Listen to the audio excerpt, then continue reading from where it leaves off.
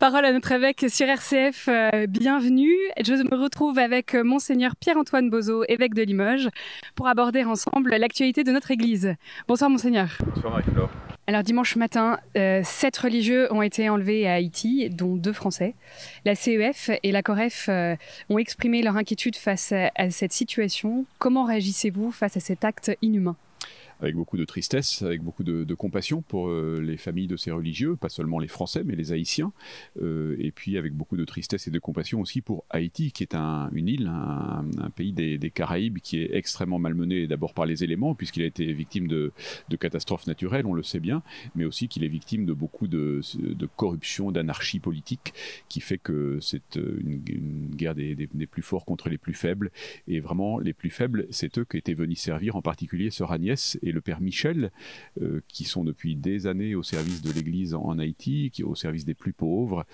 Et donc c'est absolument d'autant plus terrible de savoir qu'ils ont été enlevés alors qu'ils n'ont comme unique désir dans le don de leur vie pour cette Église et pour ce pays que d'être au service des plus pauvres. Donc c'est une grande incompréhension, c'est une grande tristesse, c'est un appel à la prière pour eux, pour le peuple haïtien, pour l'Église d'Haïti, et puis aussi pour que peut-être, si la prière est capable de réaliser des choses impossibles, pour que dans la conscience de ces malfaiteurs, une petite lumière s'allume pour leur dire que la réussite de leur vie ne passe évidemment pas par cette forme de violence, et que non seulement elle dessert les autres, mais qu'elle les dessert eux-mêmes. Jeudi dernier, la proposition de loi visant à légaliser l'euthanasie n'a finalement pas été adoptée par les députés. Devons-nous nous en satisfaire ou pensez-vous qu'il s'agisse d'un répit ? On peut s'en satisfaire très provisoirement, mais je pense qu'il ne s'agit que d'un répit, car il y a un mouvement de fond chez beaucoup de parlementaires, mais aussi dans notre culture, dans la société civile, pour évidemment légaliser l'euthanasie. Donc il faut rester extrêmement vigilant sur la défense de la vie. Il y a là un seuil extrêmement grave, me semble-t-il, qu'on franchirait en légalisant l'euthanasie et en rendant la mort à notre portée. Nous ne sommes maîtres ni de notre vie ni de notre mort, et au fond ça déplaît à une humanité qui veut ériger la toute-puissance libérale, individualiste en maître mot. Et donc, je pense que là, il y a quelque chose de très grave et de très important à surveiller, et il faut nous battre pour ça, avec les moyens que sont la prière, mais aussi que sont l'argumentation et que sont tous nos réseaux d'influence. Je voudrais, peut-être pour essayer de faire comprendre l'enjeu autour de cette question, inviter à lire cette très belle tribune de Philippe Pozzo di Borgo. C'est un homme d'affaires qui a eu, il y a une trentaine d'années, je crois, un accident de parapente, qui était tétraplégique depuis, qui a écrit un livre sur sa vie, et donc qui a donné ce très beau film Intouchable, qui a eu un très, très gros succès, un très gros succès de cinéma. Et Philippe Pozzo di Borgo dit que s'il n'avait pas été d'une certaine manière maintenu en vie par l'amour de ses proches, de sa famille, des soignants, eh bien c'est évident qu'il aurait demandé la mort.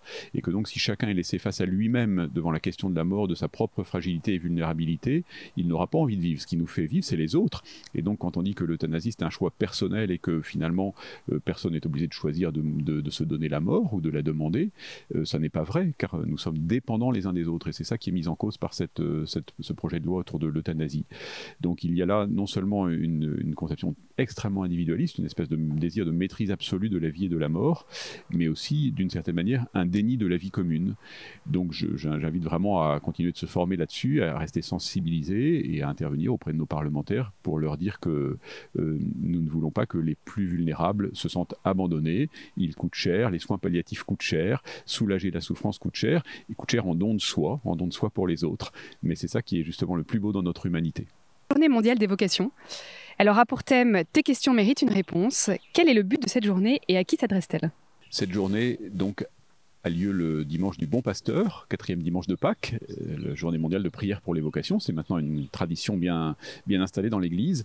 Elle permet de prier pour les vocations et elle permet de s'adresser aux jeunes et de leur poser la question des vocations. Donc cette année, le thème « Tes questions méritent une réponse » sont une manière de dire aux jeunes qu'il faut qu'ils aillent au bout de leurs questions et qu'il y ait une réponse. La réponse, c'est l'amour de Dieu. et c'est aussi l'appel de Dieu. Donc cette journée mondiale de prière pour les vocations doit inviter chacun, pas seulement les jeunes, mais aussi et peut-être d'abord les jeunes, à s'interroger sur ce que le Seigneur attend d'eux. Et le Seigneur attend de certains de se donner complètement à lui, à sa suite, pour l'aimer, le faire aimer, l'annoncer, pour se mettre au service de l'Église. Donc c'est ça que veut susciter, réveiller cette journée mondiale des vocations. Et cette campagne, tes questions méritent une réponse, c'est aussi une manière de dire que la situation, on le sait bien, est difficile, la situation de la pandémie est difficile pour beaucoup de jeunes, et qu'ils ont des questions existentielles peut-être un peu plus fortes, et que l'Évangile, le Christ, sont pour eux des lumières sur le chemin et des réponses à leurs questions, en termes de choix de vie, mais également simplement pour les aider à vivre au jour le jour. Donc c'est tout ça que permet de déployer cette journée mondiale de prière pour les vocations. Poursuivons cette émission avec Sœur Claire, responsable de la pastorale des jeunes et des vocations. Bonsoir Sœur Claire. Bonsoir Marie-Flore. Monseigneur a évoqué la journée mondiale des prières et des vocations. Quelles sont les propositions pour le diocèse pour vivre ce temps fort ? Alors, toutes les paroisses ou les chrétiens du diocèse sont invités à s'associer à cette journée. Donc, il y a la prière pour les vocations qui a été écrite par Monseigneur Bozo il y a un an et qui est toujours d'actualité. Donc, vous retrouvez sur le site du diocèse. Donc, n'hésitez pas à la prier en paroisse, en famille. Et puis, vous retrouvez sur le site Hosanna une neuvaine pour les vocations qui commence vendredi 16 avril. Donc, n'hésitez pas à vous y associer pour vraiment prier pour que chaque jeune, chaque personne trouve son chemin dans l'Église à la suite du Christ. À qui s'adresse cette journée ? Vraiment à tous les chrétiens du monde entier. C'est Jean-Paul II qui avait institué cette journée à l'occasion de la journée du bon pasteur, de l'évangile du bon pasteur. Donc vraiment, c'est l'Église universelle qui soutient par la prière toutes les vocations. Comment pouvons-nous être acteurs de cette démarche ? Alors vraiment par la prière, mais aussi vraiment se sentir chacun responsable en fait d'être appelant auprès de jeunes et de moins jeunes qu'on rencontre, chez qui on peut pressentir peut-être une vie spirituelle forte, un désir de donner sa vie, des questions sur le sens de sa vie. Voilà, sentir que peut-être il y a un désir chez certains jeunes ou moins jeunes de donner toute leur vie au Seigneur, et donc peut-être oser poser la question, de dire tel que je te vois vivre, est-ce que tu as déjà pensé à la prêtrise ou à la vie religieuse, et entrer dans un dialogue avec ces jeunes, et peut-être aussi après les orienter vers un accompagnateur spirituel ou un prêtre, favoriser la rencontre avec différentes vocations, avec des couples aussi, mais vraiment peut-être oser interpeller sur cette question des vocations spécifiques. Alors, vous organisez également un temps fort pour ces vocations du 25 au 27 juin. Pouvez-vous nous en dire davantage ? Alors, l'idée, c'est qu'autour de la fête de Saint-Pierre et Saint-Paul, on puisse proposer à des jeunes qui se posent la question d'une vie religieuse ou de la prêtrise, de leur donner de vivre une journée de partage avec des prêtres et des communautés religieuses, de partage aussi entre eux, de leur donner des éléments pour aussi discerner leur vocation. Donc voilà, c'est vraiment ce week-end-là qu'on propose à des jeunes de 17 à 35 ans, et il y aura aussi une proposition pour les collégiens et les lycéens.